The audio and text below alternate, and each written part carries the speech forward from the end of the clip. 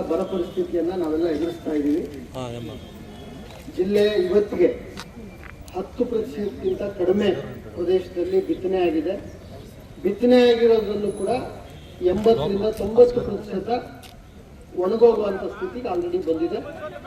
ಈಗಾಗಲೇ ಜಿಲ್ಲೆಯ ಸರ್ಕಾರ ಈಗಾಗಲೇ ಜಿಲ್ಲೆಯ 8 ತಾಲೂಕುಗಳನ್ನ ನೈಜ ಕ್ಷೇತ್ರ ಪರಿಶೀಲನೆಗೆ ಗ್ರೌಂಡ್ ಟ್ರೂತಿಂಗ್ ಅಂತ ಕರಿತೀವಿ.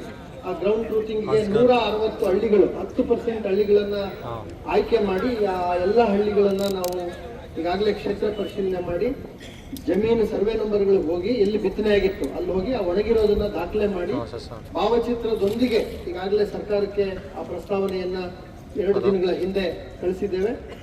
8 ತಾಲೂಕುಗಳು ರಾಜ್ಯದ 102 ತಾಲೂಕುಗಳು ಏನು ಘೋಷಣೆ ಆಗಿದೆ ಅದರಲ್ಲಿ ನಮ್ಮ ಜಿಲ್ಲೆಯ 8 ತಾಲೂಕುಗಳು ಬರಕ್ಕೆ ಆಯ್ಕೆ ಬರ ಪರಿಸ್ಥಿತಿನಲ್ಲಿ ಸೇರ್ಪಡೆಗೊಳಿಸಿರೋದ್ರಿಂದ ಆ ಪ್ರಕ್ರಿಯೆಯನ್ನು ಮುಗಿಸಿದೀವಿ ಅನ್ನೋದನ್ನ ತಮ್ಮ ಮೊದಲ ಮಾಹಿತಿಗಾಗಿ ತಿಳಿಸೋದಕ್ಕೆ ಬಯಸ್ತೇನೆ.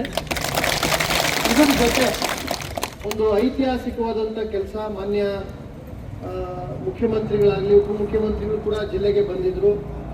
ನನ್ನ ಸರ್ಕಾರದ ಸ್ಪಷ್ಟ ಸೂಚನೆ ಈ ವರ್ಷದ ತೀವ್ರತರವಾದ ಬರದಲ್ಲಿ ರೈತರಿಗೆ ಏನೆಲ್ಲ ಸಹಕಾರ ಮಾಡೋಕ್ಕಾಗುತ್ತೆ ಆ ಎಲ್ಲ ಕ್ರಮಗಳನ್ನು ತೆಗೆದುಕೊಳ್ಬೇಕು ಅಂತಕ್ಕಂಥದ್ದು. ಜಿಲ್ಲೆಯ ಇತಿಹಾಸದಲ್ಲಿ ನಾವು ಈ ವರ್ಷ ನಮಗೆಲ್ಲ ಗೊತ್ತಿದೆ ಫಸಲ್ ಬಿಮಾ ಯೋಜನೆ, ಪ್ರಧಾನ ಮಂತ್ರಿ ಫಸಲ್ ಬಿಮಾ ಯೋಜನೆ, ರೈತರ ವಂತಿಕೆ, ಕೇಂದ್ರ ಸರ್ಕಾರದ ಅನುದಾನ, ರಾಜ್ಯ ಸರ್ಕಾರದ ಸಮಪಾಲಿನ ಅನುದಾನ, ಇವು 3 ಸೇರಿ ಪ್ರತಿ ಎಕರೆಗೆ ವಿಮೆ ಮಾಡಲಿಕ್ಕೆ ಅವಕಾಶ ಇತ್ತು. ಜಿಲ್ಲೆನಲ್ಲಿ 1,53,000 ರೈತರನ್ನ ನೋಂದಣಿ ಮಾಡಿದ್ವಿ. ರೈತರ ವಂತಿಕೆ ಸುಮಾರು 4,80,00,000 ರೈತರು ಇಡೀ ಜಿಲ್ಲೆಯಲ್ಲಿ 1,53,000 ರೈತರು ಕೂಡ ಕಟ್ಟಿದ್ರು. ರಾಗಿಗೆ 399 ರೂಪಾಯಿ, ಜೋಳ ಮತ್ತೆ ಶೇಂಗಾಗೆ 500 ರೂಪಾಯಿ, ತಲಾ 500 ರೂಪಾಯಿ ಈ ಹಂತದಲ್ಲಿ ತಮ್ಮ ವಂತಿಕೆಯನ್ನ ಕಟ್ಟಿದ್ರು. ಆ ಥರ ಎಲ್ಲ ಕಟ್ಟಿದ ಮೊತ್ತ 4,80,00,000. ಕಳೆದ 4-5 ದಿನಗಳ ಹಿಂದೆ ಇಡೀ ಜಿಲ್ಲೆಗೆ ಸುಮಾರು 76 ಕೋಟಿ ಇನ್ಶೂರೆನ್ಸ್ ಕ್ಲೈಮ್ ಅನ್ನ ಕನ್ಫರ್ಮ್ ಮಾಡಿ ಸರ್ಕಾರಕ್ಕೆ ಈಗಾಗಲೇ ಕಳಿಸಿದೀವಿ. ಸರ್ಕಾರನೂ ಕೂಡ ಅದನ್ನು ಅನುಮೋದನೆ ಮಾಡಿ ಇನ್ಶೂರೆನ್ಸ್ ಕಂಪನಿಗೆ ಪೇಮೆಂಟ್ಗೆ ಡೈರೆಕ್ಷನ್ ಅನ್ನ ಈಗಾಗಲೇ ಕೊಟ್ಟಿದ್ದಾರೆ. ಸೊ ರೈತರು ಕಟ್ಟಿದ 4,80,00,000ಕ್ಕೆ ಸುಮಾರು 76 ಕೋಟಿಗಳಷ್ಟು ನೇರವಾಗಿ ಮುಂದಿನ ಕೆಲವೇ ದಿನಗಳಲ್ಲಿ ತಮ್ಮ ಖಾತೆಗಳಿಗೆ. ಕಾರಣ ಯಾಕೆ ಮಾತನ್ನು ಹೇಳ್ತೀನಿ ಅಂದ್ರೆ ರೈತರ ಕಷ್ಟಗಳು, ಅವರ ನೋವು ಖಂಡಿತವಾಗ್ಲೂ ಅವೆಲ್ಲವನ್ನು ಕೂಡ ಗಮನದಲ್ಲಿ ಇಟ್ಕೊಂಡಿದ್ದೇವೆ.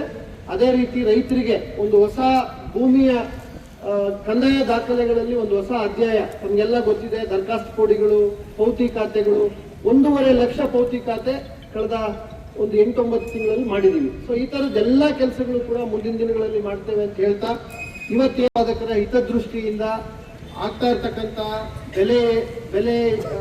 ಬೆಲೆಯ ಈ ಸಮಸ್ಯೆ, ನಿಮ್ಗೆ ಆಗ್ತಾ ಇರ್ತಕ್ಕಂಥ ವೆಚ್ಚ, ಇವುಗಳನ್ನೆಲ್ಲ ಪರಿಗಣಿಸಿ ಪ್ರೋತ್ಸಾಹ ಧನವನ್ನ ಕೊಡಬೇಕು ಅಂತ ಹೇಳಿದ್ದೀರಾ. ಖಂಡಿತವಾಗ್ಲೂ ತಮ್ಮ ಭಾವನೆಗಳಿಗೆ ಗೌರವವನ್ನು ಕೊಡುವಂತ ಕೆಲಸ ಇಲ್ಲಿ ನಮ್ಮ ಎಲ್ಲ ಹಿರಿಯ ಚಿಮುಲ್ನ ನಿರ್ದೇಶಕರುಗಳು, ಅಧ್ಯಕ್ಷರು ಎಲ್ಲರೂ ಕೂಡ ಭಾಗವಾಗಿ, ರೈತರ ಭಾಗವಾಗಿ ತಾವೆಲ್ಲ ಬಂದಿದ್ದೀರಿ. ತಮ್ಮೆಲ್ಲರ ಭಾವನೆಗಳಿಗೆ ಜಿಲ್ಲಾಡಳಿತ ಖಂಡಿತವಾಗ್ಲೂ ಅದನ್ನ ಅರ್ಥ ಮಾಡಿಕೊಂಡು ಈ ಶಿಫಾರಸನ್ನ ಮಾಡೋದ್ರ ಮೂಲಕ ಈ ಒಂದು ತಮ್ಮ ಬೇಡಿಕೆಗೆ ಸಕಾರಾತ್ಮಕವಾಗಿ ಸರ್ಕಾರಕ್ಕೆ ಶಿಫಾರಸು ಮಾಡಿ ಆ ಪತ್ರವನ್ನು ಕೂಡ ನಾವು ಜಿಲ್ಲಾಡಳಿತದ ವತಿಯಿಂದ ಕಳಿಸ್ತೇವೆ. ಒಂದು ಈ ಸಂದರ್ಭದಲ್ಲಿ ನಾನು ಮನವಿ ಮಾಡ್ತೇನೆ,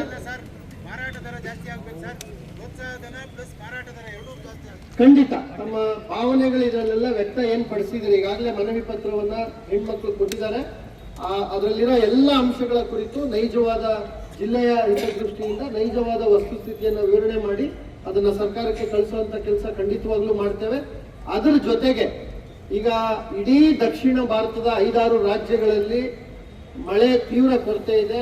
ಮೇವು ನಮ್ಗೆ ಎಲ್ಲೂ ಸಿಗ್ಲಿಕ್ಕೆ ಅವಕಾಶ ಇಲ್ಲ. ಮತ್ತೆ ಎಲ್ಲ ಜಲಾಶಯಗಳು ಈ ವರ್ಷ ಕೃಷಿಗೆ ಬಳಕೆ ಮಾಡಬಾರ್ದು, ಬರೀ ಕುಡಿಯೋ ನೀರಿಗೆ ಮಾತ್ರ ಮೀಸಲಿಟ್ಕೊಳ್ಬೇಕು ಅನ್ನೋ ತೀರ್ಮಾನ ಇರೋದ್ರಿಂದ ತಮ್ಮೆಲ್ಲರಲ್ಲೂ ನಾನು ಒಂದು ಮನವಿ ಮಾಡ್ತೀನಿ. ತಾವೆಲ್ಲ ಇಡೀ ಜಿಲ್ಲೆಯ ಮೂಲೆಗಳಿಂದ ಬಂದಿರೋದ್ರಿಂದ ಈಗಾಗಲೇ ನಮ್ಮ ಚಿಮೂಲ್ನಿಂದ 1003 ಹಾಲು ಉತ್ಪಾದಕರ ಸಂಘ ಜಿಲ್ಲೆನಲ್ಲಿ ಏನಿದೆ, ಪ್ರತಿ ಸಂಘದಲ್ಲಿ ನೀರಾವರಿ ವ್ಯವಸ್ಥೆ ಇರುವಂತ 30-40 ರೈತರನ್ನ ಗುರುತಿಸಿ ಈಗಾಗಲೇ ಅವ್ರಿಗೆಲ್ಲ ಬಿತ್ತನೆ ಬೀಜದ ಕಿಟ್ ಅನ್ನ ಕೊಡುವಂತ ಕೆಲಸ ಮಾಡ್ತಾ ಇದ್ದೀವಿ.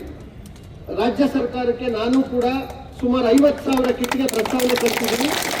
ಈಗಾಗಲೇ ಕೊಟ್ಟಿರೋಂಥ ರೈತರಿಗೆ ಏನು ತಗೊಂಡಿದ್ದೀರಾ ತಮ್ಮೆಲ್ಲರಲ್ಲೂ ಕಳಕಳಿಯ ಮನವಿ, ತಾವು ಮುಂದಿನ ಬೇಸಿಗೆನಲ್ಲಿ ನಮಗೆ ಮೇವಿನ ತೀವ್ರ ಕೊರತೆ ಆಗುವಂಥದ್ದಿದೆ. ಮುನ್ನೆಚ್ಚರಿಕೆ ಕ್ರಮವಾಗಿ ಎಲ್ಲೆಲ್ಲಿ ನೀರಾವರಿ ವ್ಯವಸ್ಥೆ ಇದೆ, ಬೋರ್ವೆಲ್ಗಳಿದ್ದಾವೆ, ನಾವೆಲ್ಲರೂ ಕೂಡ ಆ ATM, ಆಫ್ರಿಕನ್ ಟಾಲ್ ಮೇಜು, ಏನೇನು ಬಿತ್ತನೆ ಬೀಜ ಕೊಡ್ತಾ ಇದೀವಿ ನಾವು, ಮಲ್ಟಿಕಟ್ಟು, ಇವೆಲ್ಲನೂ ಕೂಡ ತಾವು ಸೋರ್ಗಮ್ ಇವೆಲ್ಲವನ್ನು ತಾವು ಬಳಸ್ಕೊಂಡು ತಾವು ಬೆಳ್ಕೋಬೇಕು.